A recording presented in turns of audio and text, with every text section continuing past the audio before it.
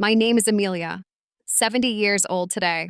I'd always imagined this birthday would feel like a crown placed gently on the life I'd lived, not flashy, not dramatic, just a quiet acknowledgement that I had spent 7 decades trying to be a good woman, a good wife, a good mother.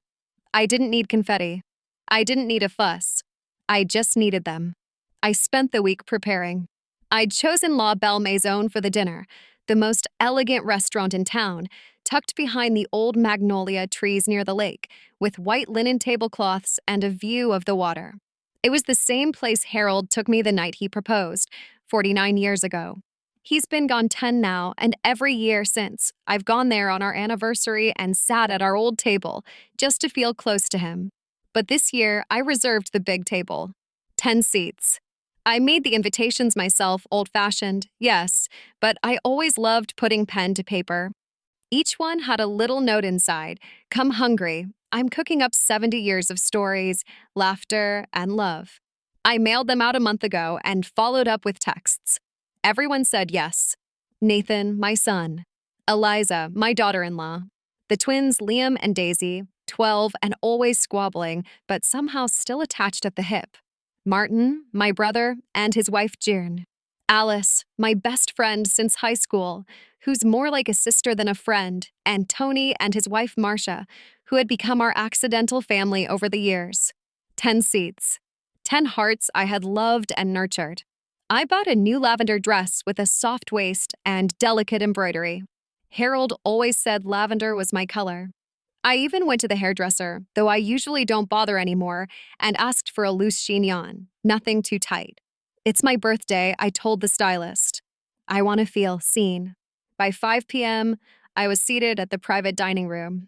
The sun was casting gold across the lake. The table looked beautiful, place cards with everyone's names, and on the back of each, I had written one personal memory.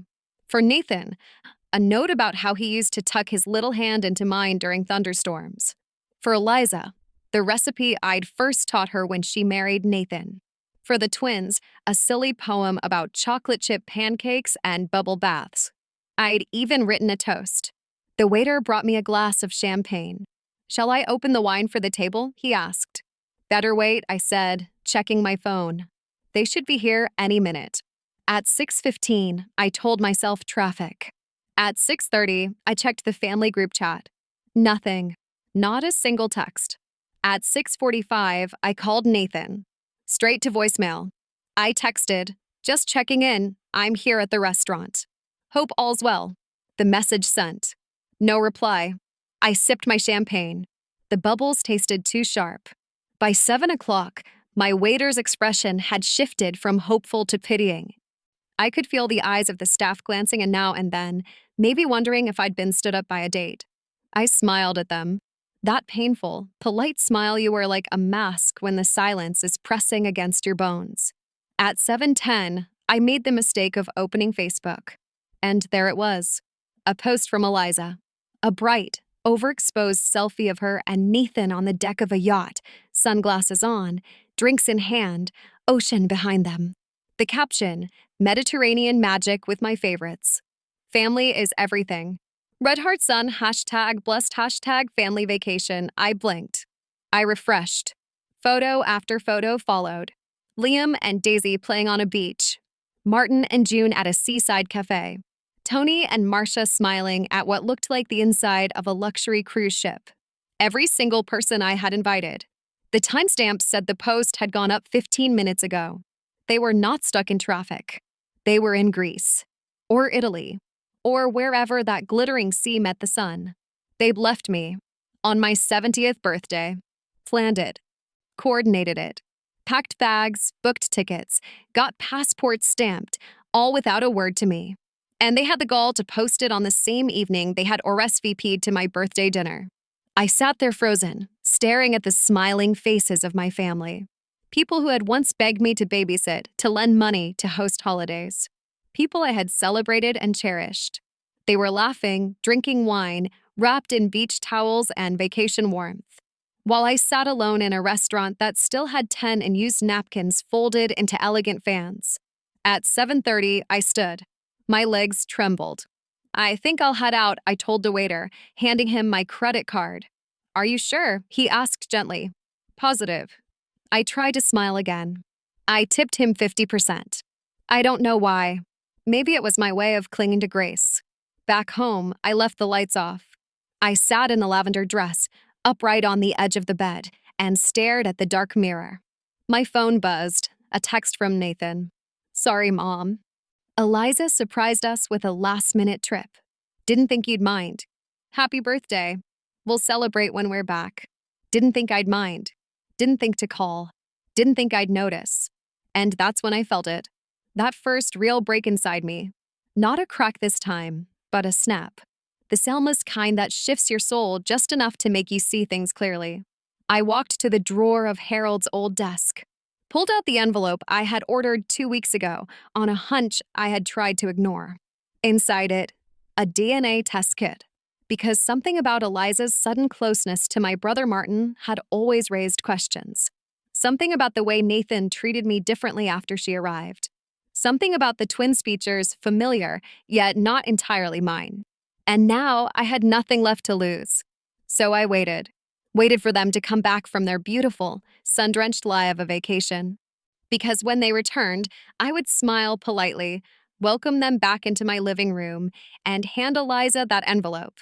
And this time, she would be the one left speechless.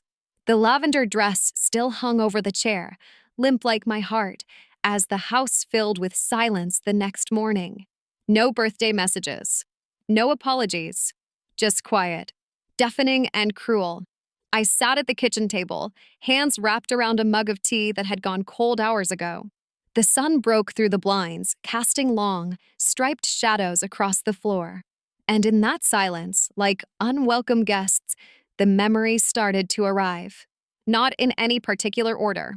Not the sweet ones. But the moments I had tried so hard to forget, moments that had felt like paper cuts at the time, insignificant on the surface, but layered over and over until they bled. I remembered Daisy's 6th birthday first. I had spent days crocheting a little cardigan for her, pale yellow with tiny pearl buttons. I baked lemon cupcakes with raspberry frosting, decorated with tiny edible daisies. I drove to their house that afternoon, gift in hand, excitement fluttering in my chest, only to find the street empty, the driveway barren. I rang the bell. No answer. I called Nathan. Oh, Mom, he had said with that sheepish laugh. Didn't Eliza tell you? The party's tomorrow. She figured Saturday would be too chaotic with soccer practice and all.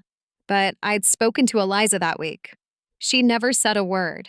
When I showed up the next day, the balloons were already deflated, the cake half-eaten, and Daisy was too tired to even open my gift. I had told myself it was a simple mix-up, but it wasn't the last. There was Liam's cello recital, his first solo. I'd been looking forward to it for weeks. I even bought a pair of earplugs in case it got too loud and had wrapped up a little bouquet to give him afterward. I asked Eliza for the details again just to be sure.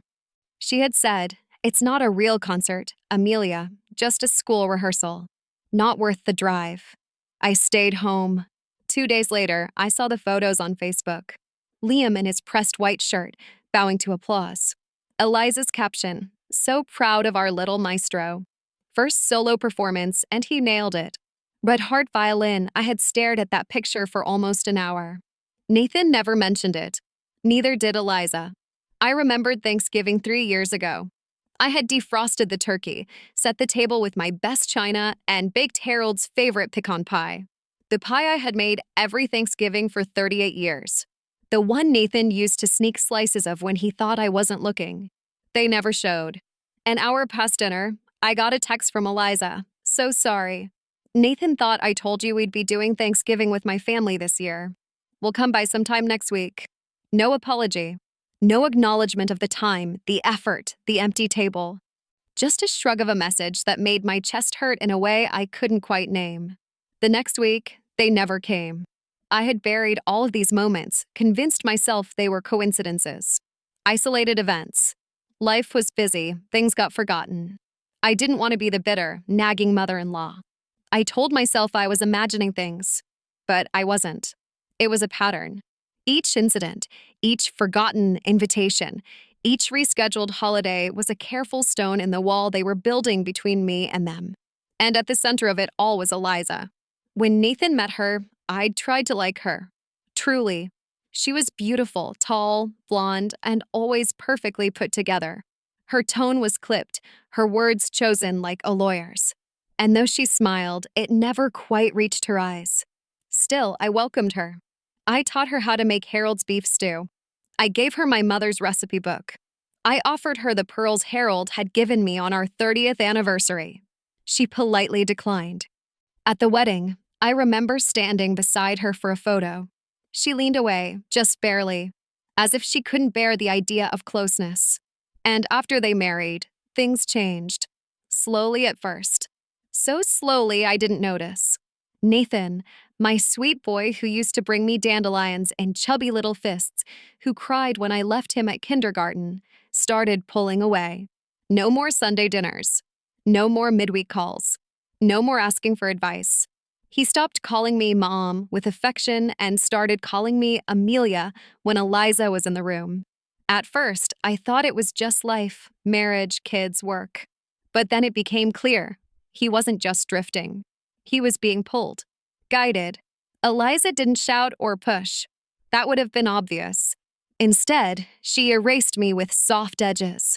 Smiles laced with pity. Carefully chosen words, she's tired. Let's not burden her. She forgets things sometimes. Maybe she needs more rest. You know how she gets sensitive. She painted me as fragile, needy, diminished. And Nathan believed it. Or maybe he wanted to. The woman who raised him, who stayed up every night when he had night terrors, who skipped meals to afford his violin lessons, was now inconvenient, embarrassing, expendable. I thought of how many times Eliza had posted pictures of their family on vacation, at school events, on holidays, with everyone but me. Always with the same captions, so grateful for our little tribe. Family is everything. Wouldn't trade this crew for the world. And I was never there. Not in the photos. Not in the tags. Not in the memories. I'd been edited out of my own story. And Nathan, my only child, let it happen. That's what broke me. Not the forgetting. Not even the lying. The silence. The compliance. He let me vanish from their lives one deliberate omission at a time. I looked across the kitchen at the envelope on the counter. The DNA kit. The same one I'd ordered out of suspicion months ago and never used. I hadn't wanted to believe my doubts. But now the knife in my back was too deep to ignore. Because there was one more thing I hadn't admitted, not even to myself. The twins. They didn't look like Nathan. Not really. Liam's jaw was too sharp. Daisy's hair, a deep chestnut, came from neither of them. People said she looked like an old soul. But I saw something else in her eyes. Something calculating. And the way Eliza would shift when I brought up baby photos, change the subject, laugh nervously, it had always felt wrong. I picked up the envelope and smiled because they thought I was alone. They thought I was helpless. But I was still Amelia Worthington, widow of Harold, mother of Nathan, and something was coming they weren't prepared for. The rain came early that morning, a steady, mournful tapping on the windows as if the world itself had something to say.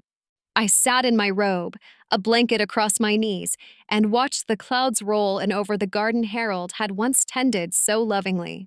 The roses looked tired. Or maybe it was just me. 3 days had passed since my birthday dinner, or what was meant to be one. Since that Facebook post. Since the text from Nathan that read like a slap. The lavender dress was no longer hanging in the bedroom. I'd folded it, tucked it back into its box, and placed it under the bed. I wasn't sure I'd ever wear it again. I thought I was done being surprised. I was wrong. At 9:37 a.m., the doorbell rang. I assumed it was the postman, perhaps a belated card, a package, anything to remind me I still existed in someone's world. But when I peered through the side window, I saw a man standing on the porch. He was alone, no umbrella, his coat dark with rain. He looked to be in his late 30s or early 40s, tall, slightly stooped from the cold. In his right hand, a manila envelope. In his left, a crumpled tissue. He was nervous. That much was clear. I opened the door just enough to be polite. Yes. Are you Amelia Worthington? He asked, voice tight. I am. He seemed to take a deep breath, like he was bracing himself. My name is Alex Garrison. I know you don't know me, but this is about Eliza, your daughter-in-law. The name alone turned my blood cold. What about her? She was my fiancé. I blinked. We were together for 4 years, he continued. And then one day, she disappeared. No phone call, no goodbye, just gone.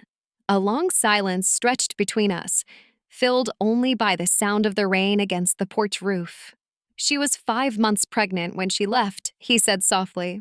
I opened the door wider, still clutching the frame. You'd better come in. I led him into the living room. He stood awkwardly by the coffee table for a moment before I gestured to the sofa. I took the armchair across from him, Harold's chair, and folded my hands in my lap. I've spent years trying to find her, Alex said. I thought something had happened, a car accident, foul play, anything. I reported her missing. Nothing ever came of it. I watched him carefully. There was a calm desperation in him, like a man who'd spent years shouting into a canyon and had finally heard an echo. Last month, he said, reaching into the envelope, a friend from college sent me a photo. Eliza, smiling on a boat. With a man your son, I now realize. And 2 kids. My throat tightened. I couldn't believe it, he went on. I was in shock. But I had to know for sure. So I did something I never thought I'd do. He pulled out a paper and laid it gently on the coffee table between us. I had someone help me retrieve a DNA sample. Liam. It wasn't easy, but I had to know. I stared at the document. My eyes scanned the words before I could stop myself. Probability of paternity, 99.9999%. The room seemed to spin. She left me, Alex said quietly, and took my son with her. I gripped the arms of the chair. And you're saying, Eliza met Nathan right after she left you. She must have. The timeline matches. Liam was born just a few months after she vanished. And now your son's raised him all these years, thinking he's his father. He looked at me with something like pity. You didn't know, did you? No, I whispered. I didn't.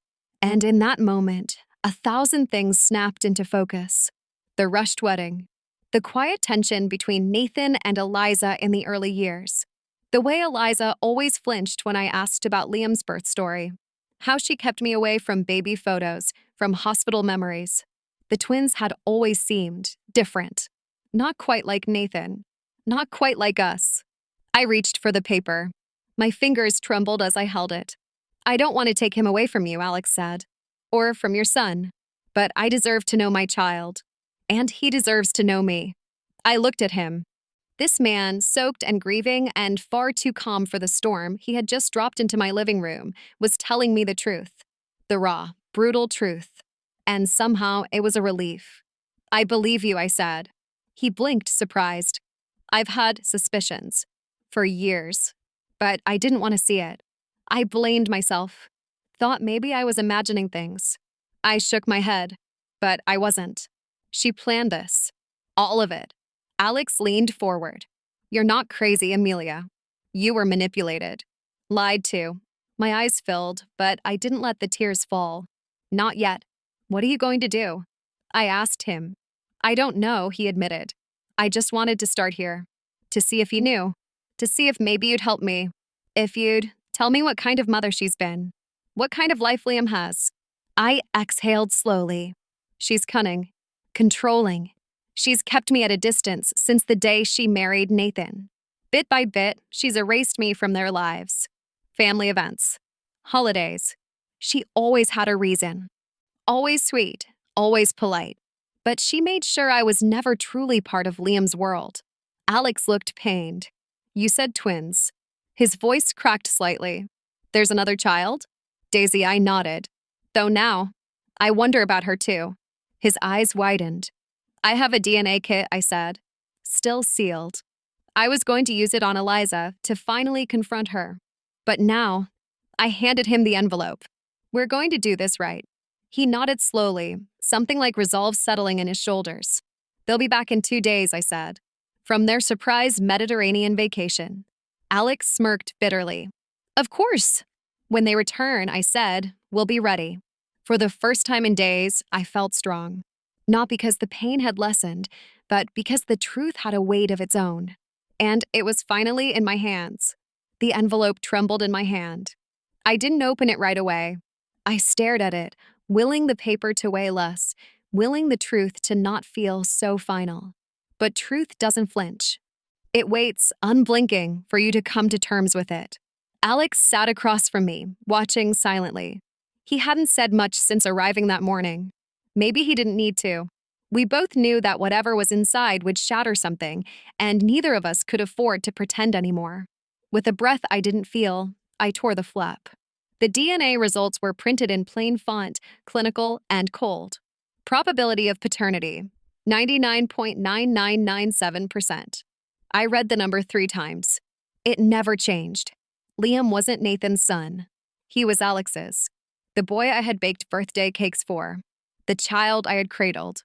The one I had convinced myself resembled Harold in the chin or Nathan in the eyes. He was never ours. And Eliza, no, Olivia, had known all along. She lied to all of us, I said finally, my voice like paper. From the beginning. Alex nodded. She always does. He reached into his satchel and pulled out another envelope, thicker, older. He handed it to me slowly, like a doctor delivering a terminal diagnosis. She wasn't Eliza when I met her, he said. She was Olivia Hastings. And I wasn't her first. Inside were documents, marriage certificates, divorce records, scanned photographs. She had changed hair colors, changed names, changed homes. But the face remained the same, cold perfection behind polite smiles. First was Jacob Madsen, Alex began. Banker in Vermont. They married after 3 months. His mother reported him missing a year later. Turns out Olivia had filed for separation while he was hospitalized for a breakdown. She drained his savings, told his friends he'd cheated. He disappeared. Last I heard, he lives in a trailer park in Maine, hasn't spoken to his family in years. I covered my mouth. Next was Daniel Kent, a teacher in New Hampshire. Kind, soft-spoken. She got into his school's parent committee without even having kids, said she was expecting. Left with half his pension, a leased Mercedes in his name, and his reputation in ruins after she suggested to neighbors that he had anger issues. The school board forced him out. She does the same thing, I whispered. Every time. Alex nodded. Finds a man with a stable life, one close to his family. Makes herself essential. Then isolates. Spends. Lies. Leaves or stays if she finds a bigger target. My throat tightened. Nathan. She found him at just the right time, Alex said. Recently divorced. Guilt-ridden. Trying to rebuild.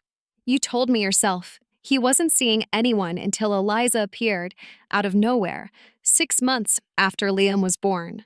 I thought of it then. How quickly everything had moved. How Eliza had come to our Thanksgiving that year with Liam already calling Nathan Dada. How she insisted they were in love. How Nathan's face lit up with something that looked suspiciously like relief. She convinced him the baby was his, I said. Maybe even before he asked. She made it easy for him to believe. Alex agreed. Because believing meant love, responsibility, purpose.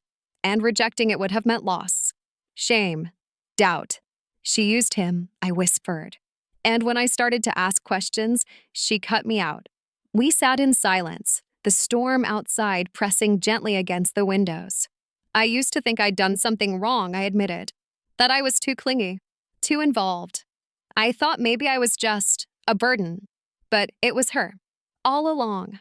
She's a pattern, Alex said. A predator. I looked down at the table covered in papers. Olivia Hastings, a name like perfume and smoke.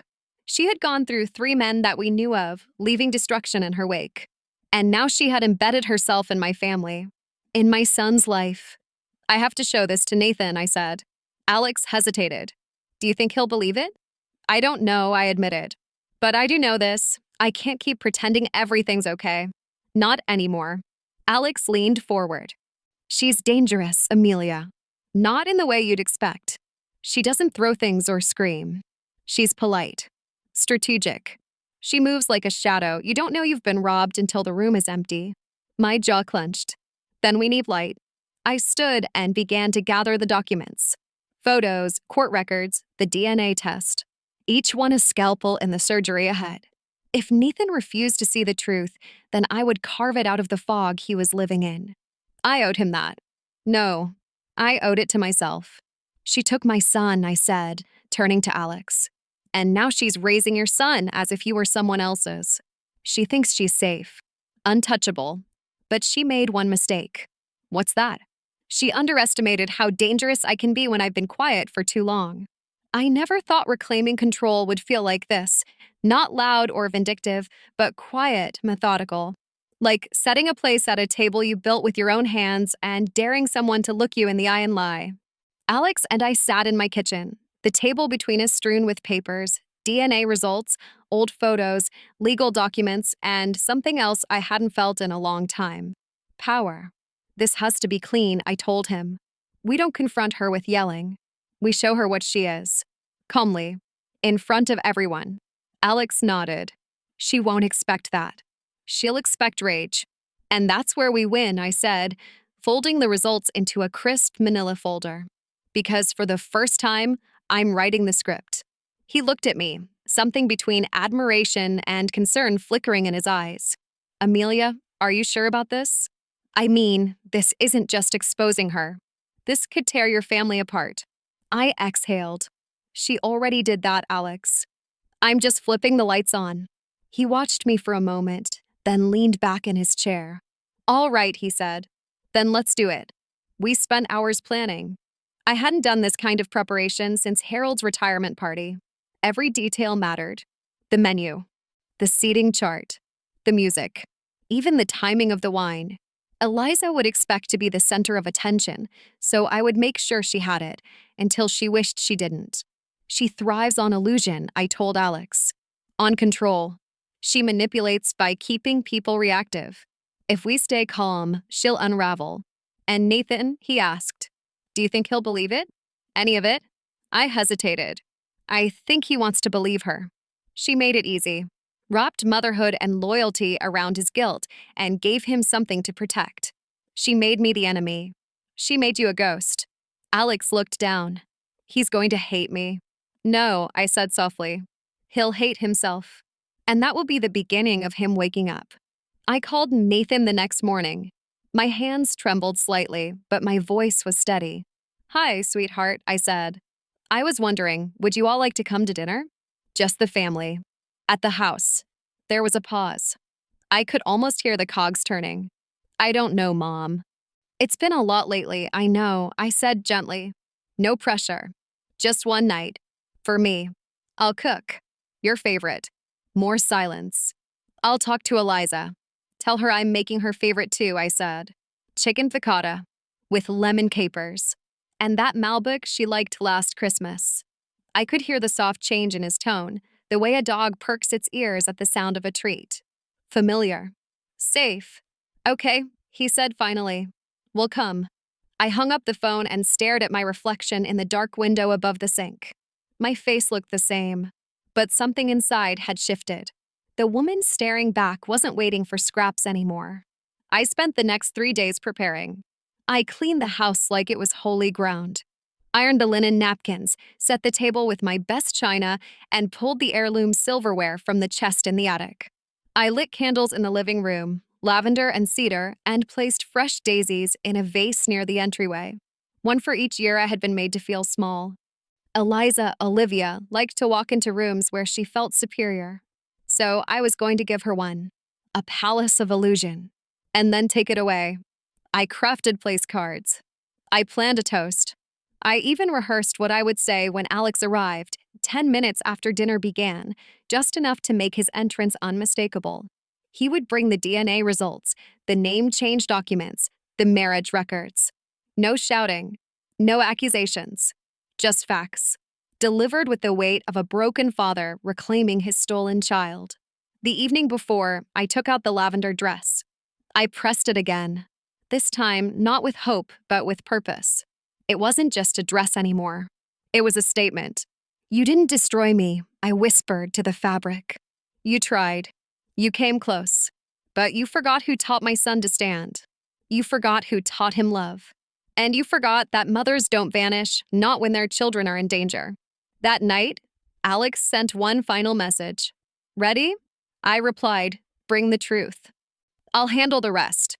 The next day, as I lit the final candle on the table and looked around the room, the polished silver, the carefully folded napkins, the wine breathing just right, I felt something I hadn't in years.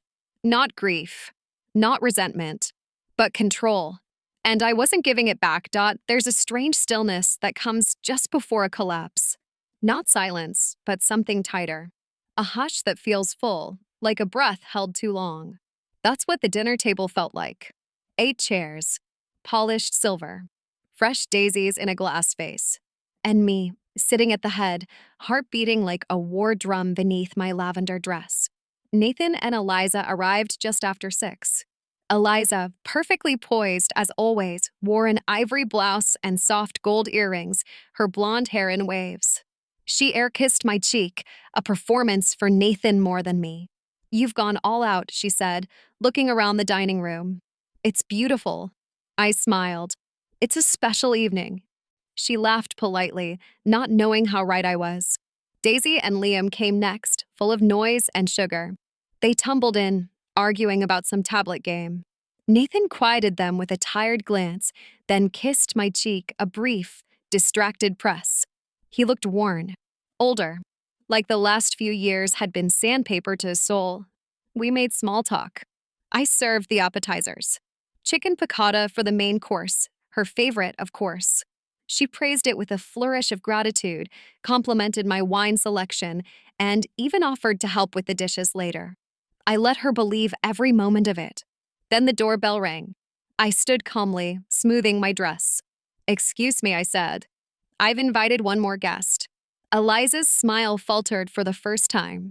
Alex stepped into the room with a folder under his arm. He was dressed simply, but there was a gravity to his presence, like a man carrying something that mattered. The children fell silent. Nathan looked up with confusion. Eliza froze. Who is this? She asked, voice just a little too high. This is Alex Garrison, I said evenly. Liam's biological father. A breathless second passed. Then another. Nathan's chair creaked. What are you talking about? He said. Eliza turned to me with a shaky laugh. This is absurd. Alex laid the folder gently on the table. I've been looking for my son for years. Eliza disappeared from my life while pregnant. Changed her name. Reappeared in yours. I reached into the folder and pulled out the documents. The DNA test, court records, marriage certificates, newspaper clippings, and finally, a side-by-side photo of Olivia Hastings, her real name, standing beside Jacob Madsen and then Daniel Kent.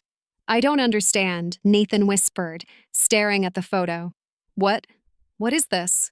It's your wife, I said, before she became Eliza. Eliza stood abruptly. Stop this.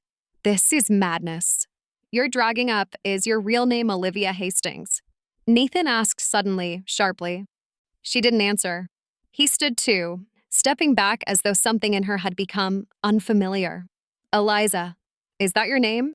Her lips parted, closed. Then, barely audible, yes. It hit like a punch. The table became still. Daisy looked between them, confused. Liam stared at Alex, wide-eyed. I trusted you, Nathan said. I built a life with you. And you've lied to me since the day we met. I was protecting us, she said. You don't know what I went through. The people I left, you left a trail of ruined lives, Alex said quietly. You married, isolated, and vanished. Every time. This isn't about them, she snapped. This is my life now. This family is mine. No, I said, voice steady. It never was. You inserted yourself. Charmed us. Lied. You painted me as the enemy, erased Alex from his son's life, and twisted Nathan into something barely recognizable. Nathan's hand went to his mouth. You told me he abused you, he said. You said he was dangerous. He left me no choice. I filed a missing persons report, Alex said. I kept the baby's room the same for a year.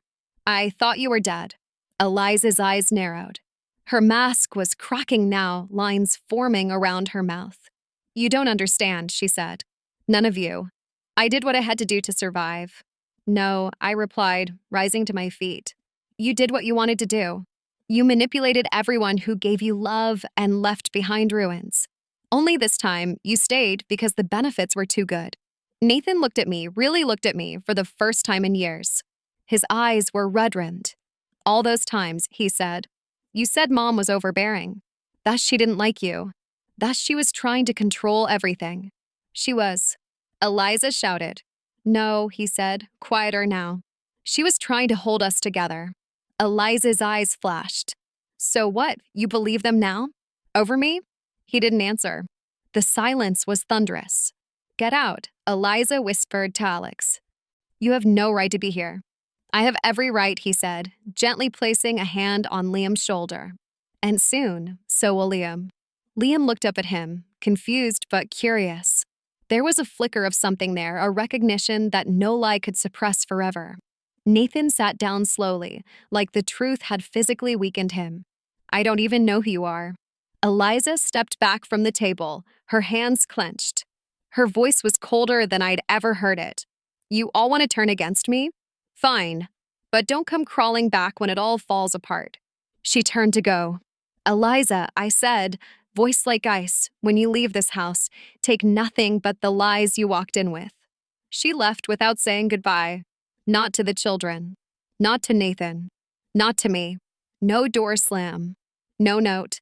Just a yawning silence and the soft hiss of a closet door left ajar. I stood in the hallway at dawn, watching the light crawl through the window and settle on the empty space where her shoes had been. The same ones she'd worn to my 65th birthday. She'd smiled in those heels, toasted me with champagne, and told the room how lucky she felt to be a part of this family. Lies wear lipstick too. Nathan found out when he stepped into the bedroom and saw her side of the bed unmade, the drawers pulled open, the jewelry box missing. "She left," he said flatly. I didn't answer. There was nothing to say that wouldn't make it worse. We both turned toward the hallway, where two small figures stood in silence. Liam and Daisy, barefoot, hugging each other, eyes wide and glossy. "Where's Mom?" Daisy asked. Nathan's lips parted, then shut again. He looked to me, like he used to when he was 10 and broke the neighbor's window. "She had to go," I said gently, kneeling in front of them. "But you're safe. You're home. And your dad is right here." Daisy blinked slowly. "Is she coming back?" I hesitated. "I don't know, sweetheart. But even if she doesn't, we'll be okay. I promise." We spent the morning trying to pretend. I made pancakes in funny shapes. Nathan put cartoons on and offered extra syrup. Liam picked at his food. Daisy stared at the window, waiting for headlights that wouldn't come. By noon, Nathan collapsed into a chair at the kitchen table, burying his head in his hands. "She left them," he said hoarsely. "She left me, but she left them." "She always planned to," I said softly, sitting across from him. "She just waited until the house of cards collapsed. She's a builder of exits, not homes." "I should have seen it," he muttered. "No," I said. "She was very good. You were too trusting. That's not a weakness. It is when it costs your kids their mother." I reached across the table and took his hand. "They haven't lost everything. They have you. They have me. And now, finally, they have truth." He nodded, jaw clenched. "We have to tell them. The real story. Somehow." I placed a folder on the table, the same one Alex had brought. Inside were the documents, DNA results, court records, past aliases. Proof. Evidence. But no answers for children. "We'll find a therapist," I said. "Someone who specializes in this kind of trauma. We do it right. Slowly. Together." Nathan didn't argue. Within days, I'd scheduled appointments. We found a family counselor named Dr. Harper who worked out of a quiet office on Maple Street. She had soft eyes and a gentleness that made the children lean in when she spoke. On their first visit, Daisy drew a picture of our house with only 3 people inside. Liam asked if it was okay to feel angry at someone he still loved. "Yes," Dr. Harper said. "It's not just okay. It's true." Nathan sat in the sessions with them, at first awkwardly, then with growing courage. I went to separate ones for grandparents, for support, and found a community of other women like me. Quiet survivors. Women who'd been erased and found a way back to themselves. At home, routines emerged. Breakfast at 7:30, walks after dinner, story time. No more screen time until homework was finished. It was clumsy at first. Liam cried easily. Daisy had nightmares. Nathan and I argued over bedtimes and lunchbox ingredients. But it was real. It was us. Alex came by twice a week. He never overstepped. He brought small gifts, a chessboard for Liam, a sketchbook for Daisy, herbal tea for me. He never asked to be called Dad. He just showed up. One afternoon, I found Liam sitting in the backyard with Alex, studying beetles under a magnifying glass. "Do you miss her?" Liam asked suddenly. Alex paused. "Yes, I miss the idea of her. But I've learned the truth is better than pretending." Liam nodded slowly. "I don't think I miss her yet, but I think I will. One day, that's okay too." Inside, Nathan watched through the window. "He's good with him," he said. "Better than I expected." "He's a father," I said. "He just never got the chance to be one." Nathan turned to me, his expression distant. "Do you think I'll ever stop feeling like a fool?" "No," I said honestly. "But one day, you'll feel proud too. Because you didn't stay blind. You chose to change." Later that week, the legal process began. We met with a lawyer who specialized in custody and fraud cases. She read through the documentation with grim precision. "You have a strong case," she said. "Abandonment. Identity fraud. You could press charges." Nathan didn't hesitate. "I'm not doing this for revenge. I'm doing it for my kids, so they never wonder if they were the mistake." We filed the paperwork. Alex petitioned for legal recognition. Daisy and Liam were interviewed by child advocates. It was grueling, but necessary. The house changed. Slowly. There was less silence, more laughter. Daisy started calling me Mimi again, a name she hadn't used since she was 5. Liam began hugging me without being asked. Nathan started cooking on Fridays, poorly, but with heart. One evening, as I tucked Daisy in, she whispered, "Are we still a family?" I kissed her forehead. "Yes," I said. Smaller, but stronger. She smiled and fell asleep. It was Sunday, the kind that arrives like a soft exhale after a week of tight shoulders and unread messages.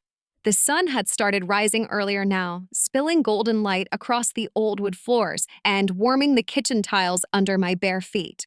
I was up before everyone else, whisking eggs and humming without realizing it, a habit I thought I'd lost when birthdays stopped mattering and holidays became empty performances.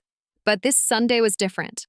The house was full again, not just of people, but of peace. Nathan arrived with Daisy and Liam just before noon, both kids tumbling through the front door with the eager chaos that comes when a place finally feels like home again. Liam ran to the fridge for the juice he knew was just his, while Daisy flung her arms around me, laughing. "You smell like cinnamon rolls." She squealed. "That's because I made cinnamon rolls," I said, pulling a tray from the oven. "But only for the children who remember to kiss their grandmother." She complied instantly. Alex came not long after, dressed in his usual jeans and soft button-up, carrying a basket of fresh fruit and a bottle of wine. "For the chef," he said, handing it to me with a wink. "And for the second best cook in the house." "Second." I raised a brow. "Well," he said, glancing at Liam, who was already trying to steal an extra roll, "you've got stiff competition." The kitchen was filled with noise, clattering dishes, overlapping voices, laughter. It used to feel like work to host a family meal. Lately, it felt like breathing again. We ate around my dining table, the same table that had once sat lonely and untouched on my 70th birthday. Now it bore the marks of use, scratches, faded rings from teacups, a faint dent where Daisy once dropped a soup ladle like a hammer. Alex sat at one end with Liam nestled beside him, shoulder to shoulder.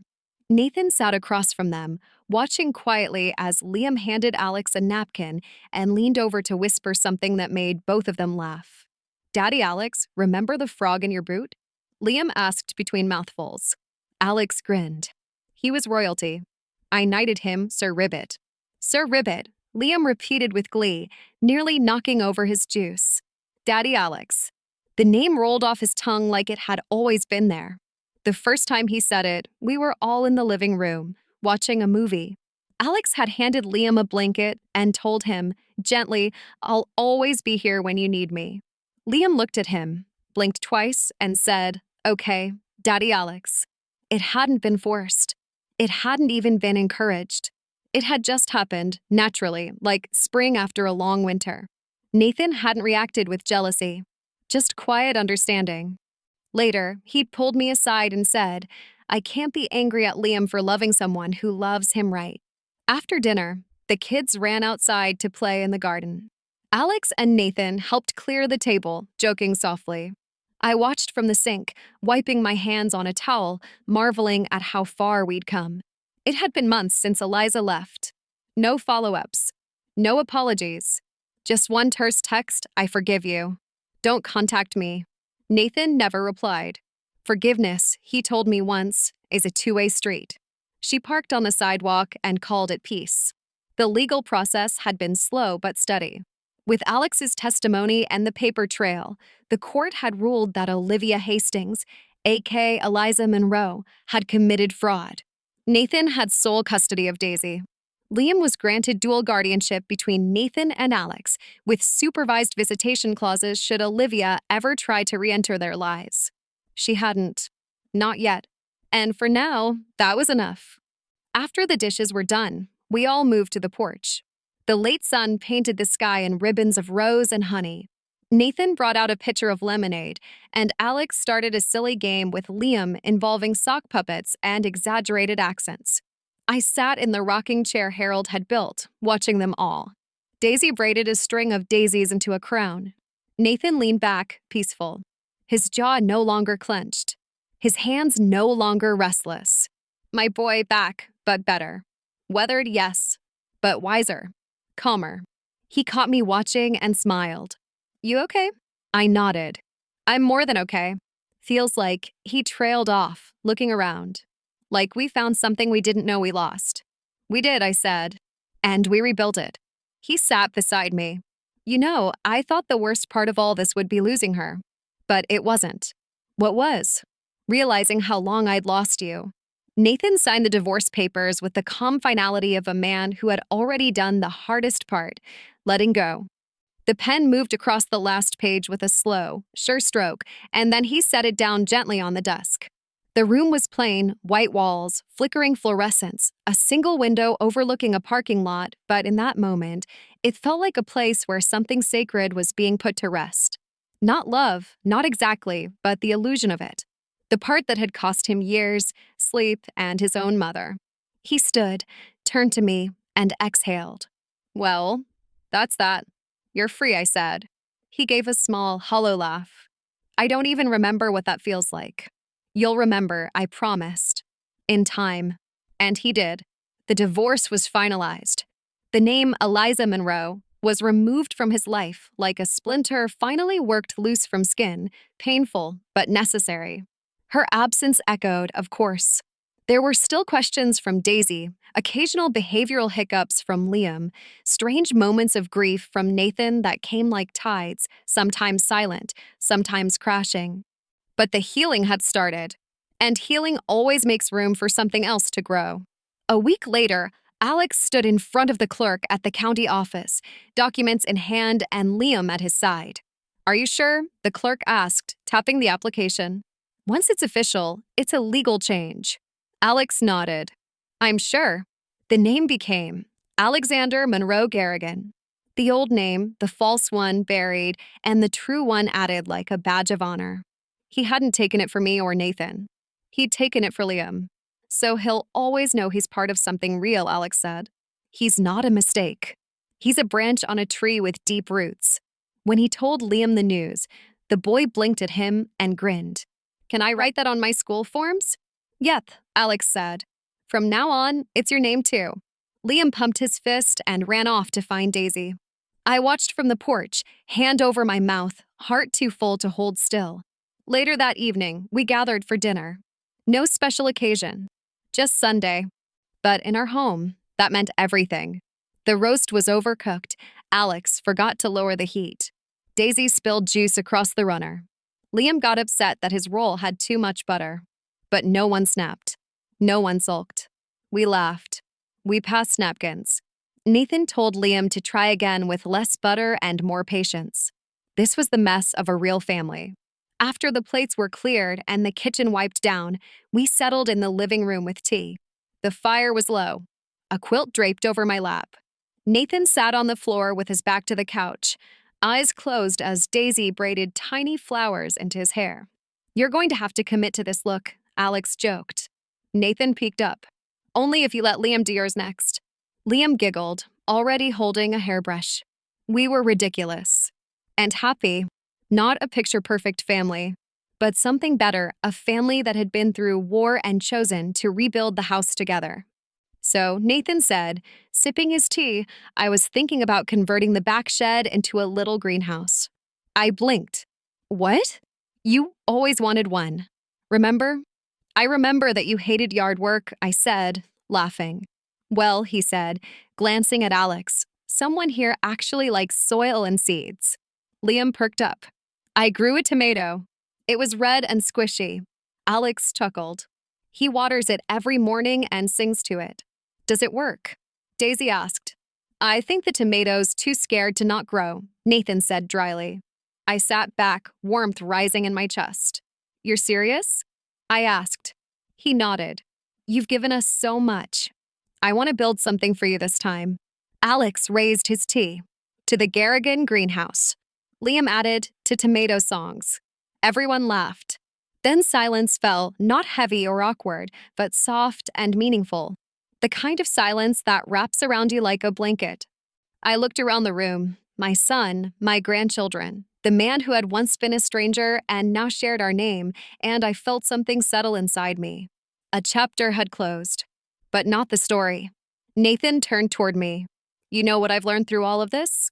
What's that? That you don't always choose your family. Sometimes they're chosen for you. And sometimes, the ones you didn't expect turn out to be the ones who save you. Tears pricked the corners of my eyes. We saved each other. He nodded. Yeah, we did. That night, as I lay in bed, I stared at the ceiling and remembered that terrible birthday. The untouched dinner. The empty chairs. The silence that swallowed me whole. Now, the house was full. Of voices. Of second chances. Of names spoken with pride. Of roots and finally of growth. The morning sun stretched across the wooden floor of my kitchen like a warm hand. It touched the edge of the counter, the worn rug beneath the sink, and finally, the table, the same table I had once decorated with trembling hands, praying my family would show up. A year ago today. I remember that day too clearly. The soft lace tablecloth I'd ironed the night before. The place cards I wrote by hand, like a schoolgirl hosting her first tea party. The roast, the lemon pie, the rosemary potatoes, all cooked with a kind of hope that I had never dared admit was desperation. And then I waited. No one came. I waited for hours, phone in hand. Refreshing Facebook was a mistake. Their smiling faces on a beach, sunglasses and cocktails. My name not even mentioned. My birthday forgotten, no, ignored. That night, something broke inside me. But now, that ache was only a scar, not forgotten, but no longer bleeding. I stood by the window and looked out at the backyard, where Alex and Nathan were helping Liam and Daisy build the first raised bed for the greenhouse. The children were laughing, Liam chasing Daisy with a plastic watering can, shouting, "You're the seed," and "I'm the rain," while she shrieked with laughter. Nathan was smiling. Really smiling. Not the tight-lipped one he used to wear like armor during the worst of the years with Eliza, but one that touched his eyes and softened his entire face. Alex adjusted a board with a level, and Liam ran over to high-five him. "You're the best builder ever, Daddy Alex." I couldn't help it. I pressed my hand to my heart. So this was what healing looked like. It was noisy, messy. It smelled like sawdust and sunscreen. And it was more beautiful than any birthday I'd ever planned. There was a knock at the door. I opened it and found a thin envelope on the mat. No return address. My name in handwriting I recognized. Eliza. It had been months since her disappearance. Her last message had been vague, a half-hearted attempt at guilt, cloaked in condescension. I forgive you. I hope one day you'll forgive me. But this was different. I picked it up, turned it over in my hands. I didn't open it. Not right away. Instead, I took it to the kitchen, set it on the table, and brewed myself a cup of tea. I stirred in honey, watched the swirls disappear, and stared out the window at the life she had tried so hard to steal and failed. Nathan came in a few minutes later, cheeks red from the sun, a streak of soil on his shirt. She sent something? He asked. I nodded. I haven't read it. Want me to? No, I said, sliding it toward him. I don't need to. He didn't question me. Just walked to the trash and dropped it in unopened. It made no sound. No thud. Just a soft finality. She doesn't get to be the center of this anymore, I said. Neither do her lies, Nathan added. He pulled out the fresh pie I'd baked that morning and started slicing. The kids want to eat on the porch. I smiled. Perfect. We carried everything outside, plates, spoons, the still warm pie, lemonade in mason jars. Alex joined us, brushing dirt from his hands. The kids were already in their pajamas, feet bare, hair messy from the day. Daisy climbed into my lap without asking. Liam squeezed between Nathan and Alex like he belonged to both of them, because he did. As we ate, the conversation wandered. Can we put fairy lights in the greenhouse? Daisy asked. Only if the fairies promise not to eat the strawberries, Alex replied. I want to plant a lemon tree, Liam announced. For Mimi's birthday next year. Nathan raised a brow. A whole tree. I'll sing to it every day. Start warming up now, I said, laughing. We talked long after the pie was gone. About future birthdays. About the road trip Nathan wanted to take with the kids next summer. About Daisy's new idea for a mystery novel and Liam's goal to beat Alex at chess. Eventually, the stars blinked into view. The air cooled and the porch light clicked on. Nathan looked over at me and smiled. You okay? I'm perfect, I said honestly. He nodded. You are the reason we made it through, you know. I shook my head. No, we made it through. Because we chose each other. When it would have been easier to walk away, Alex lifted his glass. To choices. To second chances, Nathan added. Daisy and Liam shouted. To strawberries and fairies. We toasted, and in that clink of glasses and mugs and laughter, I felt the closing of a long, painful chapter. And the start of something better. My family had been stolen, undermined, torn apart. But now it had returned, not because fate decreed it, but because each person here had decided, this is where I belong. And me? I was no longer the forgotten mother at an empty table. I was Amelia Garrigan, the heart of a home filled with truth. My throat tightened. You never really did. You just forgot the way back. Well, he said, placing his hand over mine. I remember now. We sat like that until the stars began to appear. Liam and Daisy fell asleep on the couch inside, curled up like cats.